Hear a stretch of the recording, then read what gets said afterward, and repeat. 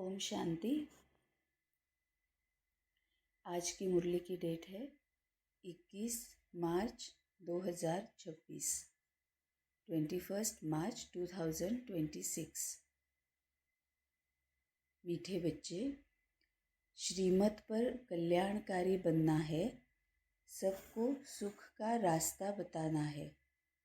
मीठे बच्चे, श्रीमत पर कल्याणकारी बनना है, सबको सुख का रास्ता बताना है।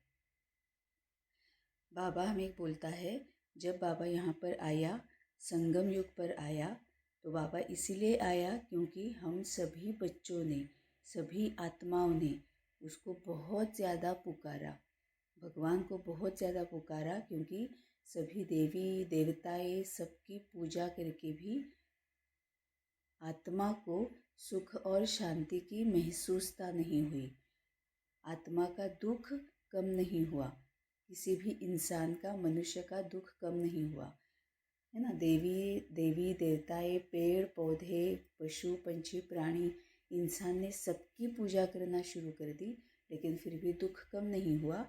इसीलिए उसने बहुत ज़्यादा भगवान को पुकारना शुरू किया, और इंसान की आर्त पुकार सुनकर बाबा संगम पर आता है, हमें हमारा दुख हरने के लिए और हमें सुखी करने के लिए, हमारा कल्याण करने के लिए। कल्याण मतलब हमें सुख और शांति की महसूसता दिलाने के लिए, है ना। क्यों? क्योंकि हम जो कुछ भी करते हैं वो सुख और शांति के लिए ही करते हैं। अभी भी अगर इस घोर कलयुग में भी अगर इंसान कुछ भी कर रहा है ना, शॉपिंग कर रहा है, पैसे कमा रहा है, मूवीज़ को जा रहा है, या कपड़े खरीद रहा है, या फिर अपने लिए जो कुछ भी वो कर रहा है, उसको चाहिए क्या? तो वो चाहता है कि मुझे किसी ना किसी तरह से सुख की महसूसता हो या शांति की महसूसता हो, है ना। लेकिन उसको ये समझ में नहीं आ रहा है कि हमारा रास्ता जो है वो गलत है, इससे हमारा कल्याण नहीं हो रहा है, क्योंकि सुख शांति को पाने के लिए फिर वो गलत रास्ते से जा रहा है। सिर्फ और सिर्फ बाबा ही है जो संगम पर आकर हमें सुख और शांति की महसूसता दिलाता है, सुख और शांति पाने का सही रास्ता बताता है ना। और ये सिर्फ बाबा करता है। बाबा मतलब श्री ये सिर्फ बाबा को ही बोला जा सकता है। जैसे बाबा कहता है कि ये अलग बात है कि भक्ति में हमने कई लोगों को श्री बोला, हमने हर एक को श्री बोलना शुरू कर दिया, है ना। हम हर एक इंसान के पीछे, आदमियों के पीछे श्री लगाते हैं, श्रीमती या श्रीमत, है ना, ये हम लगाते हैं। तो बाबा बोलता है श्री ये सिर्फ बाबा का ही हक है, और श्रीमत मतलब बाबा की मत, जो हमेशा सच्ची होती है और अविनाशी होती है और सही रास्ता दिखाने वाली होती है। तो बाबा बोलता है कि श्रीमत पर कल्याणकारी बनना है, सिर्फ और सिर्फ बाबा की मत सुनकर हमें कल्याणकारी बनना है, मतलब औरों के लिए दुख हरता और सुख करता बनना है। अब ये बाबा की श्रीमत जो है वो हमें मिलती कहाँ से है? वो हमें सबसे पहले मुरली से मिलती है, और मुरली के बाद फिर हम बाबा के साथ पर्सनली कनेक्ट होना सीख जाते हैं, बाबा से बात करना सीख जाते हैं, जो कुछ भी हमारे क्वेश्चंस है, क्वेरीज है, डाउट्स है, पूछना सीख जाते हैं, फिर बाबा हमें पर्सनली जवाब देता है। लेकिन सबसे पहली श्रीमत हमें मुरली से मिलती है, तो सिर्फ मुरली को पढ़ना नहीं है, मुरली की पढ़ाई करनी है ना। तो श्रीमत पर कल्याणकारी बनना है, किसी भी देहधारी की बातों में नहीं आना है। जो भी देहधारी बोलते हैं उसको सुनना है, लेकिन मानना सिर्फ और सिर्फ बाबा की है। तो श्रीमत पर कल्याणकारी बनना है, सबको सुख का रास्ता बताना है। प्रश्न है, किसी भी प्रकार की गफलत होने का मुख्य कारण क्या है? किसी भी प्रकार की गफलत होने का मुख्य कारण क्या है? उत्तर है देह अभिमान। देह अभिमान के कारण ही बच्चों से बहुत भूलें होती है, वह सर्विस भी नहीं कर सकते हैं, उनसे ऐसा कर्म होता है जो सब नफरत करते हैं। बाबा कहते, बच्चे आत्म अभिमानी बनो, कोई भी अकर्तव्य नहीं करो, क्षीर खंड हो सर्विस के अच्छे अच्छे प्लान बनाओ, मुरली सुनकर मुरली सुनकर धारण करो, इसमें बेपरवाह नहीं बनो। किसी भी प्रकार की गफलत होने का मुख्य कारण क्या है? अब गफलत मतलब क्या है? बाबा गफलत करना उसको बोलता है जिससे हमें वापस दुख मिले, दर्द मिले, अशांत हो हम, हमें भय लगे, है ना। इसके कारण ये किसी भी तरह से ना हो, ये अगर हमें मिलता है तो हम कुछ ना कुछ गफलत कर रहे हैं। तो हमें टेस्ट करना है, हमें सेल्फ एनालिसिस करना है कि अगर मुझे कोई ना कोई अगर कांटा चुभ रहा है ना, दुख का, दर्द का, असमाधान का, असंतुष्टता का, अशांति का, भय का, है ना, कोई भी कांटा अगर मुझे चुभ रहा है, जलन का, ईर्ष्या का, तो कोई ना कोई गफलत हम कर रहे हैं। श्रीमत में हम कोई ना कोई खाद मिला रहे हैं। श्रीमत में हम या तो मनमत या परमत की खाद मिला रहे हैं, है ना। तो किसी भी प्रकार की गफलत होने का मुख्य कारण क्या है? देह अभिमान, मतलब देह और देह से संबंधित सभी बातों पर हमारा ध्यान है। मन और बुद्धि अभी भी देह और देह से संबंधित बातों में अटकी हुई है। देह अभिमान के कारण ही बच्चों से बहुत भूलें होती है। वह सर्विस भी नहीं कर सकते हैं। अब बाबा सर्विस किसको कहता है? बाबा सर्विस उसको कहता है जिसकी वजह से अपना खुद का और दूसरों का दुख हरण हो। अपना हम अपने आप को और दूसरों को सुख और शांति की महसूसता कराए, है ना। इसको बाबा सर्विस बोलता है। तो बाबा बोलता है कि अगर हम देहभान में आते हैं तो हम सर्विस भी नहीं कर सकते हैं। क्यों? क्योंकि हम श्रीमत पर नहीं चलते हैं।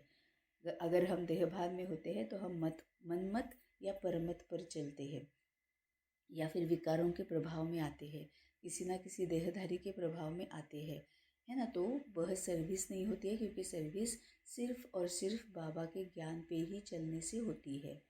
उनसे ऐसा कर्म होता है जो सब नफरत करते हैं, है ना। क्यों? क्योंकि वो देहधारी, हम देहभान में आकर वो कर्म करते हैं। तो हम निमित्त मात्र भी नहीं होते, निर्मल स्वभाव के भी नहीं होते हैं, और निर्माण चित्त भी नहीं होते हैं, है ना। हमारी जो वाइब्रेशंस जो है, हमारी एनर्जी जो है, हमारी वृत्ति जो है, वो सही नहीं होती है।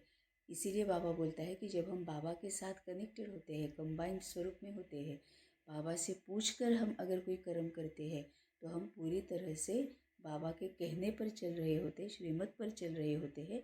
इसीलिए निमित्त मात्र बनकर, निर्मल स्वभाव में रहकर, निर्माण चित्त रहकर हम अगर कोई कर्म करते हैं तो वो सही सर्विस होती है। तो बाबा कहते बच्चे आत्म अभिमानी बनो। अब आत्मा अभिमानी बनना है मतलब क्या है? आत्म अभिमानी बनना है, इसका मतलब उपराम रहना है, साक्षी दृष्टिया रहना है, कंबाइंड स्वरूप में रहना है, मन मनाभव स्थिति में रहना है, बाबा से पूछ कर वो कर्म करना है ना। मतलब आत्माभिमानी रहना है। हम जब आत्माभिमानी होते हैं तो मैं खुद आत्मा हूँ, परमपिता परमात्मा के साथ कनेक्टेड हूँ, और सामने वाले को आत्मा देख रही हूँ, तो ऑटोमेटिकली मैं ज्ञान स्वरूप बन जाती हूँ कि मैं आत्मा हूँ। जिस तरह से मैं सीढ़ियाँ उतरते आई हूँ, वैसे ही सामने वाली आत्मा भी सीढ़ियाँ उतरते चली आई है। जैसे मुझ में अभी भी विकार, दुर्गुण, अवगुण, कमियाँ, कमजोरियाँ अभी भी मुझ में है, वैसे ही सामने वाले में भी है। लेकिन मेरे पास बाबा है, सामने वाले के पास शायद बाबा है, शायद नहीं है। शायद वो अपने ऊपर काम कर रहा है, शायद वो नहीं कर रहा है ना। तो ये सब कुछ जानना मतलब मैं ज्ञान स्वरूप हूँ। तो आत्माभिमानी रहते हैं तो ये ज्ञान की हमेशा अवेयरनेस रहती है कि मैं आत्मा हूँ, सामने वाली आत्मा है ना। फिर जैसे ही ज्ञान स्वरूप बनते हैं हम पवित्र स्वरूप बन जाते हैं।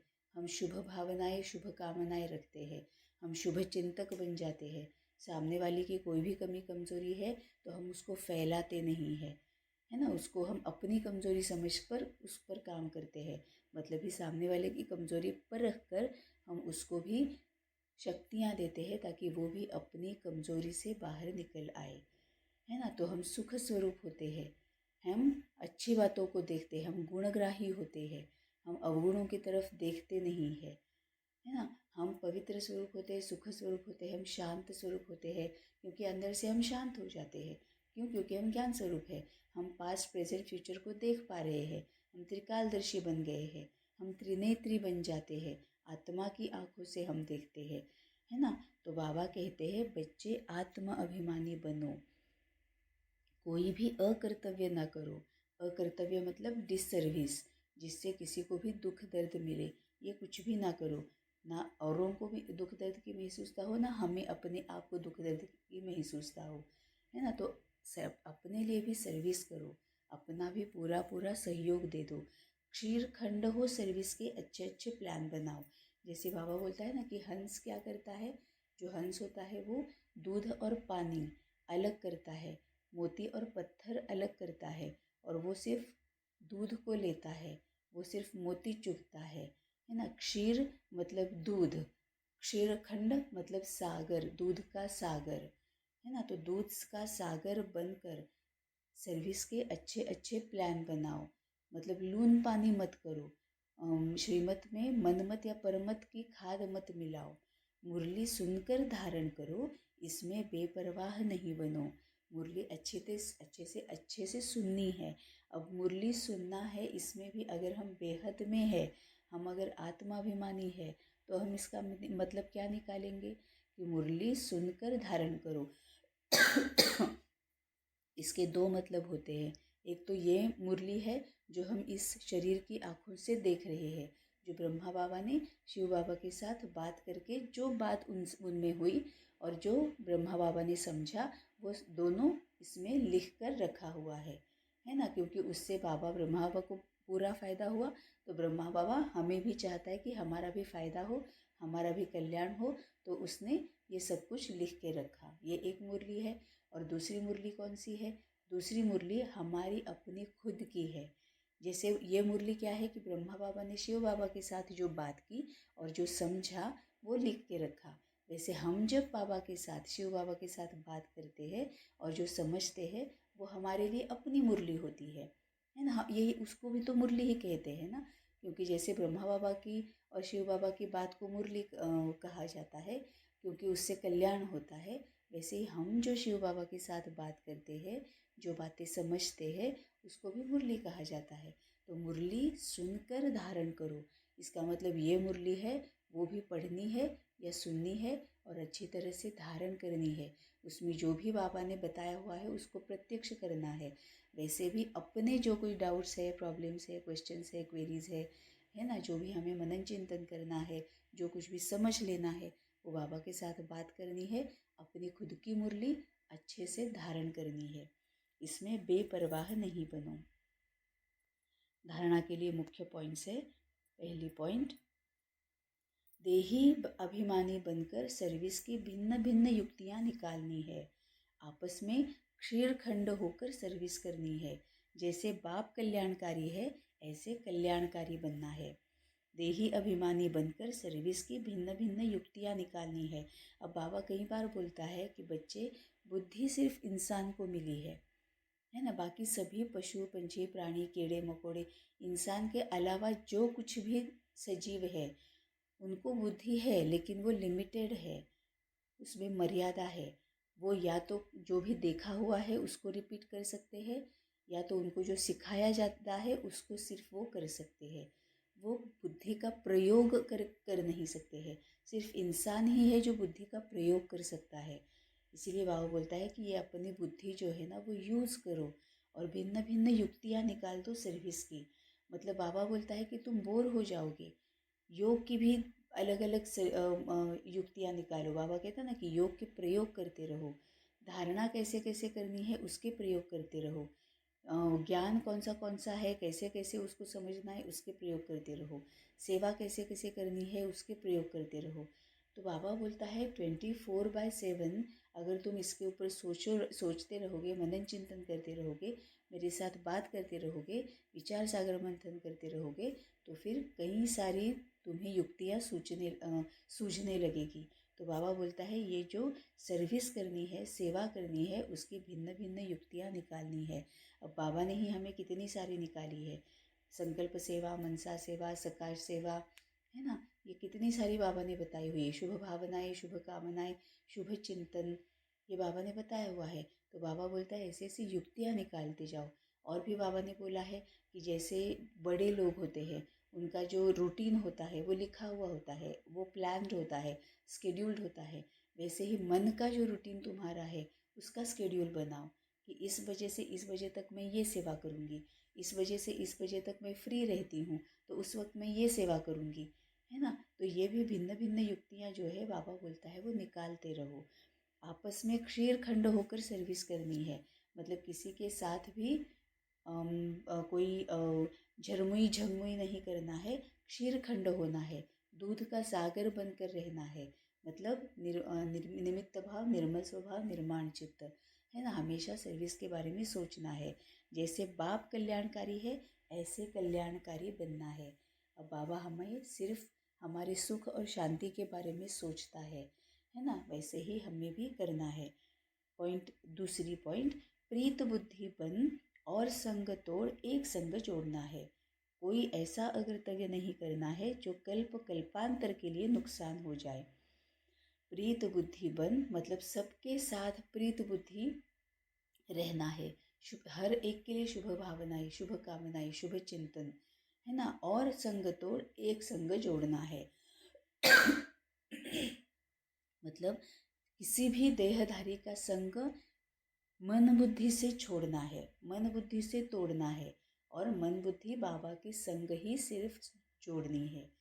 औरों के संग तोड़ना है इसका मतलब उनको छोड़ के चले जाना नहीं है, उनसे तोड़ निभानी है, रहना उनके साथ ही है। क्यों? क्योंकि उनके साथ कार्मिक अकाउंट बना कर आए हैं, हमें ही रहना है। क्यों? क्योंकि हम बना कर आए हैं।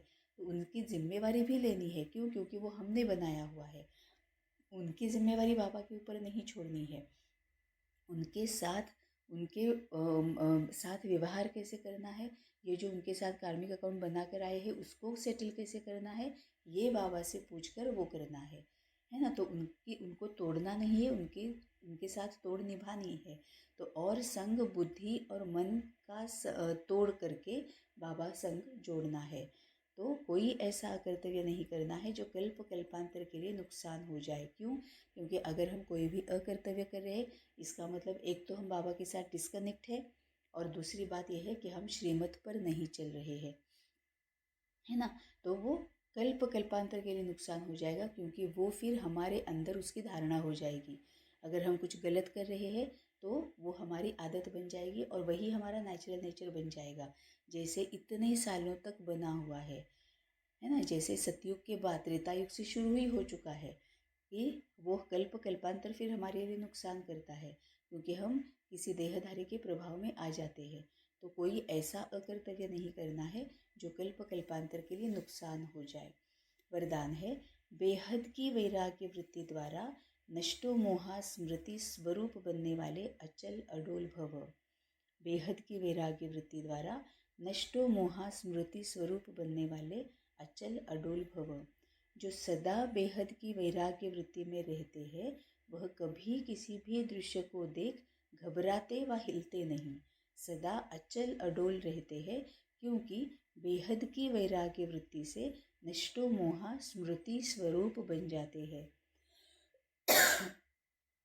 अगर थोड़ा बहुत कुछ देखकर अंश मात्र भी हलचल होती है या मोह उत्पन्न होता है तो अंगद के समान अचल अडोल नहीं कहेंगे। बेहद की वैराग्य वृत्ति में गंभीरता के साथ रमणीकता भी समाई हुई है। बाबा ने बहुत ब्यूटीफुल वरदान दिया है, उसकी विधि बताई है। जो कोई विधि को फॉलो करेगा उसके लिए वो वरदान प्रत्यक्ष हो जाएगा। तो बेहद की वैराग्य वृत्ति द्वारा नष्टो मोहा स्मृति स्वरूप बनने वाले अचल अडोल भव। जो सदा बेहद की वैराग्य वृत्ति में रहते हैं। अब बेहद की वैराग्य वृत्ति मतलब क्या? बेहद की ये आत्मा के लिए बाबा यूज करता है। जब भी हम आत्मिक स्थिति में होते हैं तो हम बेहद में होते हैं, है ना। जब हम देह भान में होते हैं तो हम हद में रहते हैं, क्योंकि देह भान में है इसका मतलब क्या है? देह और देह से संबंधित सभी बातों के साथ जुड़े हुए हैं। मैं और मेरा इसमें अटके हुए हैं, अपने पराये में अटके हुए हैं, है ना। तो हमने हद डाल दी है, हम मर्यादा मतलब देह भान की मर्यादा में रह रहे हैं कि ये मेरे माता पिता है, ये मेरे अपने हैं, ये मेरे भाई बहन है, ये मेरा बेटा है, ये मेरे युगल है, ये मेरी सबसे प्यारी फ्रेंड है ना। हम हद में रह रहे हैं। हमें सब कुछ पता है। हम मास्टर सुख स्वरूप भी होते हैं, हम मास्टर ज्ञान स्वरूप भी रहते हैं, हम मास्टर शांति स्वरूप भी रहते हैं, लेकिन हद में रहते हैं। ऐसा नहीं है कि हम अनकंडीशनल लव करना जानते नहीं है। ऐसा नहीं है कि हम अनकंडीशनल एक्सेप्टेंस क्या है हमें पता नहीं है। हमें पता है, क्योंकि हमारे माँ बाप जो है, युगल जो है, बच्चे जो है, उनको हमने अनकंडीशनली एक्सेप्ट किया है। तो वो हमें पता है, लेकिन हम हद में रहकर कर रहे हैं। जो हम अपने लगते हैं सिर्फ उनके प्रति हम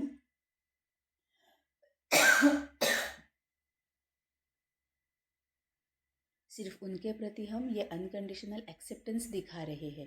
अब बाबा बोलता है तुम बेहद में जाओ। बेहद में मतलब ऊपर जैसे बाबा ने बोला है आत्मिक स्थिति में जाओ। अपने आप को आत्मा समझो, दूसरों को भी आत्मा समझो। तो जो सदा बेहद की वैराग्य वृत्ति में रहते हैं, मन बुद्धि से, बेहद मतलब आत्मिक स्थिति, आत्मा मतलब मन बुद्धि, है ना। तो मन बुद्धि से जो बेहद में रहते हैं, वह कभी किसी भी दृश्य को देख घबराते व हिलते नहीं है। क्यों? और इसीलिए वो घबराते नहीं है क्योंकि वो आत्मिक स्थिति में है, तो वो ज्ञान स्वरूप है। जैसे ऊपर बाबा ने बोला ना, नष्टो मोहा स्मृति स्वरूप। अब नष्ट मोहा स्मृति स्वरूप मतलब क्या है कि जब हम नष्टो मोहा बनते हैं तो हमें हर कोई स्मृति रहती है। हम वो क्या क्या स्मृति रहती है कि मैं ज्ञान स्वरूप हूँ, मैं पवित्र स्वरूप हूँ, मैं शांत स्वरूप हूँ, मैं सुख स्वरूप हूँ, मैं आनंद स्वरूप हूँ, मैं आत्मा हूँ, परमपिता परमात्मा मेरा बाप है और सामने वाली आत्मा है। सब कुछ हमें याद है ना। और ये याद होने की वजह से हम पूरी सृष्टि चक्र को अच्छे से देख सकते हैं। हर एक आत्मा के चक्र को भी हम देख सकते हैं। हम त्रिकालदर्शी बन जाते हैं क्योंकि हम पास्ट प्रेजेंट फ्यूचर को जानते हैं कि अगर कोई आत्मा सामने है, उसको अगर कुछ हो गया है, कोई एक्सीडेंट हुआ है या वो बहुत ज़्यादा दुखी है, उसके ऊपर कोई दुख आकर गिरा है, संकट आकर गिरा है, तो ये देखकर हम घबराते नहीं हैं। अगर सामने वाली आत्मा है, उसको इतना सा भी अगर दुख है या फिर दर्द है, अगर वो अशांत है, वो असंतुष्ट है ना, तो फिर हम त्रिकालदर्शी बनते हैं क्योंकि इमीडिएटली हम ज्ञान स्वरूप बन जाते हैं। मैं ज्ञान स्वरूप हूँ, मैं मास्टर ज्ञान स्वरूप हूँ, इसकी स्मृति हमें आ जाती है। क्यों? क्योंकि हमें इमीडिएटली पता चल जाता है कि अभी ये जो सामने वाली आत्मा दुखी है, उसके दुख का कारण क्या है और उसका निवारण क्या है। ये इमीडिएटली समझ में आ जाता है कि अरे हाँ, इस आत्मा को ये दुख है ना, ये कांटा चुभ रहा है ना, अहंकार का कांटा चुभ रहा है, इसका मतलब ये आत्मा अहंकारी है ना। ये परख जाते हैं हम, तो कारण क्या है वो पता चल गया और निवारण क्या है वो भी पता चल गया कि उसको कौन सी शक्ति देनी है, उसको कौन सी शक्ति से भरपूर करना है, मनसा सेवा किस बात पर करनी है, संकल्प सेवा किस बात पर करनी है। ये हमें इमीडिएटली समझ में आ जाता है ना। तो हम ज्ञान स्वरूप का याद आता है, हम पवित्र स्वरूप है वो याद आता है क्योंकि हम उसके बारे में अच्छा सोच रहे हैं, शुभ भावना शुभ कामना कर रहे हैं, शुभ चिंतन कर रहे हैं। शांत स्वरूप है याद आ गया क्योंकि हम हलचल में नहीं आए, हम अचल अडोल रहे, है ना। तभी बाबा बोलता है जो सदा बेहद की वैराग्य वृत्ति में रहते हैं, मतलब आत्मिक स्थिति में रहते हैं, वह कभी किसी भी दृश्य को देख घबराते व हिलते नहीं है क्योंकि वो त्रिकालदर्शी बन रहे हैं। तो उसका कारण क्या है, निवारण क्या है, वो सब कुछ जानते हैं। सदा अचल अडोल रहते हैं क्योंकि बेहद की वैराग्य वृत्ति से नष्टो मोहा स्मृति स्वरूप बन जाते हैं। ये जो दुख दर्द का जो मोह होता है, उसमें जो हम अटक जाते हैं, वो अपने हमारे अपने इसमें जो हम अटक जाते हैं वो हम निकल जाते हैं और हम उनको अच्छी शक्ति भरने के समर्थ बन जाते हैं, है ना। तो हम अचल अडोल रहते हैं। अगर थोड़ा बहुत कुछ देखकर अंश मात्र भी हलचल होती है या मोह उत्पन्न होता है तो अंगद के समान अचल अडोल नहीं कहेंगे। जैसे रावण के यहाँ जाने के बाद सभी हनुमान जी के यहाँ पर आ गए, उनको तकलीफ़ देने की कोशिश की। उन्होंने क्या बोला कि बस मेरी ये पूँछ हिलाकर दिखा दो, बाकी सब देख देख लेंगे।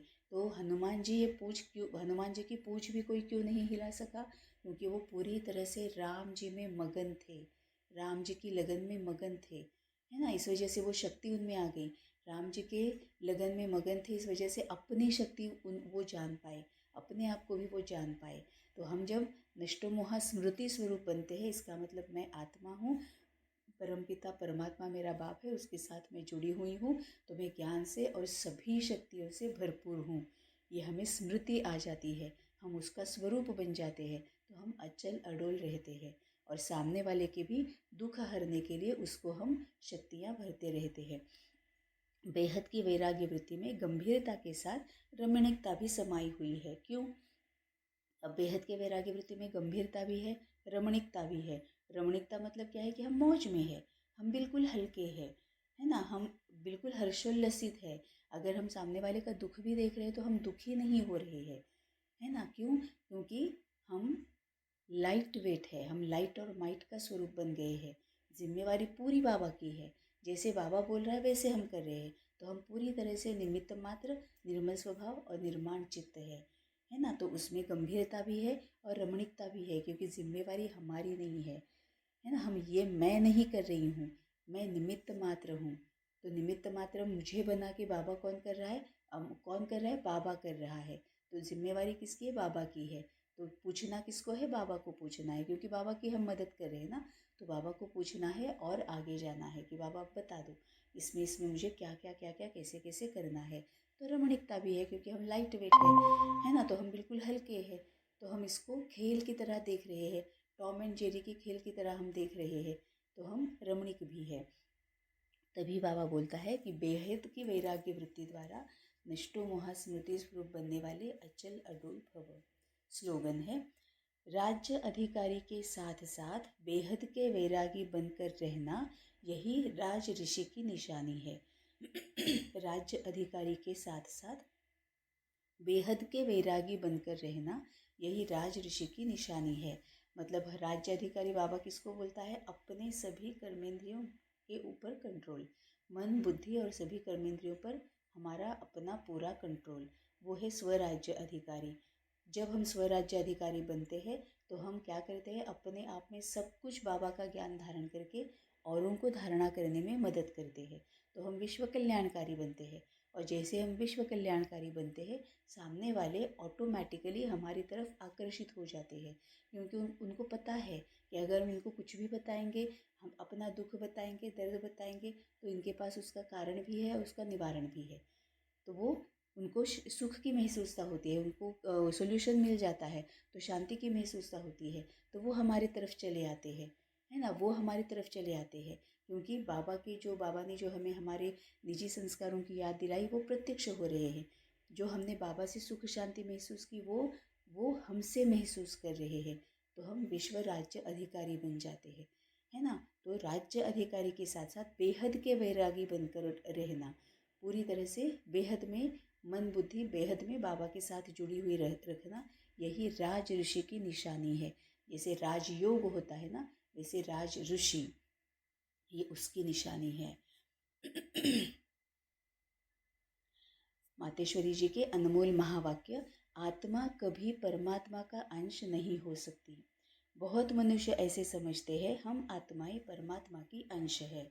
अब अंश तो कहते हैं टुकड़े को, एक तरफ कहते हैं परमात्मा आदि और अनादि और अविनाशी है, तो ऐसे अविनाशी परमात्मा को टुकड़े में कैसे लाते हैं? अब परमात्मा कट कैसे हो सकता है? आत्मा ही अजर अमर है, तो अवश्य आत्मा को पैदा करने वाला अमर ठहरा। ऐसे अमर परमात्मा को टुकड़े में ले आना गोया परमात्मा को भी विनाशी कह दिया। लेकिन हम तो जानते हैं कि हम आत्मा परमात्मा की संतान है। अब ये जो मातेश्वरी जी के महावाक्य होते हैं ना, वो ज़्यादातर इसीलिए बहुत इसका यूज़ होता है कि जो भक्ति मार्ग के जो मनुष्य है, मनुष्य बाबा किसको बोलता है? जिन्होंने अभी तक बाबा को पहचाना नहीं, है ना। तो जो भक्ति मार्ग में चलने वाले हैं ना, उनको समझाने के लिए इसकी बहुत यूज़ होती है, इसकी बहुत हेल्प होता है ना। तो अभी मातेश्वरी क्या बोल रहे हैं कि इस तरह से परमात्मा को टुकड़े में लाना गोया परमात्मा को भी विनाशी कह दिया। लेकिन हम तो जानते हैं कि हम परमात्मा की संतान है। ये हम मतलब कौन? जो बाबा के बच्चे बने हैं, मतलब सभी बाबा के बच्चे, लेकिन जिन्होंने बाबा को अब जाना है वो जानते हैं कि हम परमात्मा के बच्चे हैं, हम परमात्मा की संतान है। तो हम उनके वंशज ठहरे, अर्थात बच्चे ठहरे, या फिर तो वो फिर अंश कैसे हो सकते हैं? इसीलिए परमात्मा के महावाक्य है कि बच्चे, मैं खुद तो इमॉर्टल हूँ, जागती ज्योत हूँ। इमॉर्टल मतलब जो कभी ख़त्म नहीं होता है, जो कभी नष्ट नहीं होता है ना। तो जागती ज्योति हूँ, मैं दिया हूँ, मैं कभी बुझता नहीं हूँ। और सभी मनुष्य आत्माओं का दीपक जगता भी है तो बुझता भी है। अब आत्मा का दीपक बुझता है, इसका मतलब क्या है कि हम बिल्कुल काले बन जाते हैं। हमारी जो लाइट है ना, प्रकाश जो है ना, वो नष्ट हो जाता है। क्यों? क्योंकि हम पूरे विकारी और पतित बन जाते हैं। और ये लाइट जो आती है, प्रकाश जो आती है, हम जो चमकते हैं वो किसकी वजह से चमकते हैं? इन रंगों की वजह से चमकते हैं। ये रंग कौन से हैं? हमारे निजी संस्कारों के रंग है। तो अगर वही नहीं रहेंगे तो वो प्रकाश भी खत्म हो जाता है। इसीलिए बोलता है इसीलिए बोला जाता है कि आत्मा का दीपक जगता भी है तो बुझता भी है। उन सबको जगाने वाला फिर मैं हूँ, क्योंकि लाइट और माइट देने वाला मैं हूँ। बाकी इतना ज़रूर है, मुझ परमात्मा की लाइट और आत्मा की लाइट दोनों में फ़र्क अवश्य है। जैसे बल्ब होता है कोई ज़्यादा पावर वाला, कोई कम पावर वाला होता है, वैसे आत्मा भी कोई ज़्यादा पावर वाली, कोई कम पावर वाली है। क्यों? अब ये क्यों बोला गया है? क्योंकि हमें जितने गुण है, शक्तियाँ है, संस्कार है, ज्ञान है, उतना हमारी पावर ज़्यादा है, लाइट ज़्यादा है। बाकी परमात्मा की पावर कोई से कम ज़्यादा नहीं होती है। तभी तो परमात्मा के लिए कहते हैं परमात्मा सर्वशक्तिवान, अर्थात सर्व आत्माओं में से उसमें ज़्यादा शक्ति है। वही सृष्टि के अंत में आता है। अगर कोई समझे परमात्मा सृष्टि के बीच में आता है, अर्थात युगे युगे आता है, तो मानो परमात्मा बीच में आ गया, तो परमात्मा सर्व से श्रेष्ठ कैसे हुआ? अगर कोई कहे परमात्मा युगे युगे आता है, तो क्या ऐसे समझे कि परमात्मा घड़ी घड़ी अपनी शक्ति चलाता है? ऐसे सर्वशक्तिवान की शक्ति इतने तक है। अगर बीच में ही अपनी शक्ति में सबको शक्ति अथवा सद्गति देवे, तो फिर उनकी शक्ति कायम होनी चाहिए। फिर दुर्गति को क्यों प्राप्त करते हो? है ना। फिर घोर कलयुग आएगा ही कैसे? कलयुग आएगा ही कैसे कि अगर परमात्मा हर युग में आएगा, तो फिर सतयुग में भी आ रहा है, त्रेता युग में भी आ रहा है, द्वापर में भी आ रहा है, सब में अगर आ रहा है, तो फिर ये दुर्गति क्यों होगी? कलयुग आएगा ही क्यों? तो इसमें सिद्ध है कि परमात्मा युगे युगे नहीं आता है, अर्थात बीच बीच में नहीं आता है। वो आता है कल्प के अंत समय में सर्व की सद्गति करता है। अंत समय और एक ही बार अपनी शक्ति से सर्व की सद्गति करता है। जब परमात्मा में इतनी बड़ी सर्विस की है, तब उनका यादगार बड़ा शिवलिंग बनाया है और इतनी पूजा करते हैं, तो अवश्य परमात्मा सत्य भी है, चैतन्य भी है और आनंद स्वरूप भी है। अव्यक्त इशारे, व्यर्थ संकल्प व संशय की मार्जिन होते हुए भी समर्थ संकल्प चले कि सदा बाप रक्षक है, कल्याणकारी है, इस निश्चय की विजय अवश्य होती है। तो क्वेश्चन मार्क का टेढ़ा रास्ता न ले, सदा कल्याण की बिंदी लगाओ, फुल स्टॉप। इस विधि से हर बात सहज भी होगी और सिद्धि भी प्राप्त होगी। कितना ब्यूटीफुल अव्यक्त इशारा है। जैसे बाबा हमेशा मुरली में बोलता है ना कि ये ऊपर नीचे थोड़ा थोड़ा ऊपर नीचे अंत समय तक चलेगा। तुम पूरे अचल अडोल हो गए हो, पूरे आत्मिक स्थिति में रह रहे हो, पूरे कर्मातीत बन गए, पूरे संपूर्ण बन गए, और फिर भी इस देह में चले जा रहे हो, ये नहीं होगा, है ना। अंतिम समय तक थोड़ा इतना ऊपर नीचे होता रहेगा। तो व्यर्थ संकल्प व संशय की मार्जिन होते हुए भी, मतलब कोई व्यर्थ संकल्प आ सकता है, कोई संशय आ सकता है, लेकिन फिर भी समर्थ संकल्प चले कि सदा बाप रक्षक है, कल्याणकारी है।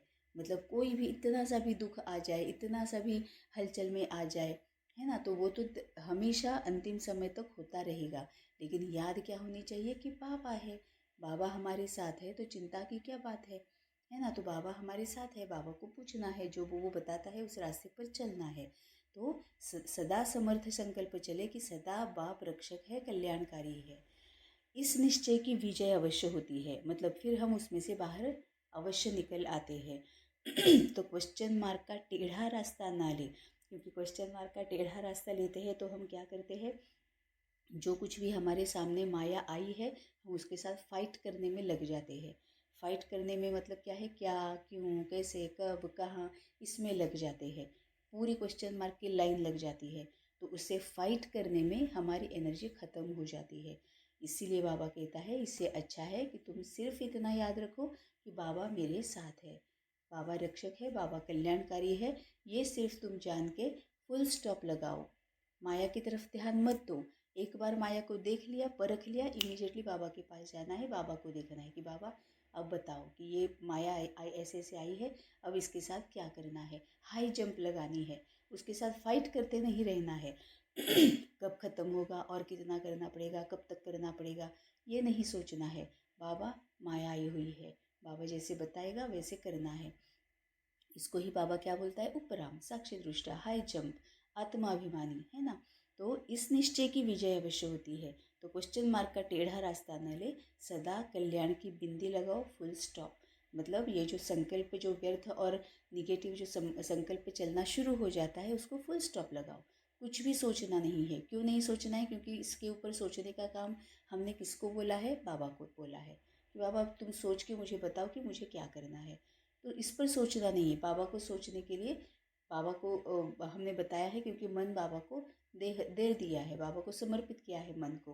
तो मन का काम है सोचना, तो मन ही बाबा का है, तो हम क्यों सोचें, है ना। तो बाबा सोच लेगा। इस विधि से हर बात सहज भी होगी और सिद्धि भी प्राप्त होगी। हर बात सहज हो जाती है, आसान हो जाती है, क्योंकि बाबा हमें बना बनाया सॉल्यूशन दे देता है। हमें सोचना नहीं पड़ता है और सिद्धि प्राप्त हो जाती है। अब ये कौन सी सिद्धि? सभी सिद्धियाँ हम स्मृति में आ जाते हैं, है ना। तो सिद्धि प्राप्त हो जाती है, हलचल में ना आने की, अचल अडोल रहने की सिद्धि प्राप्त हो जाती है। ओम शांति।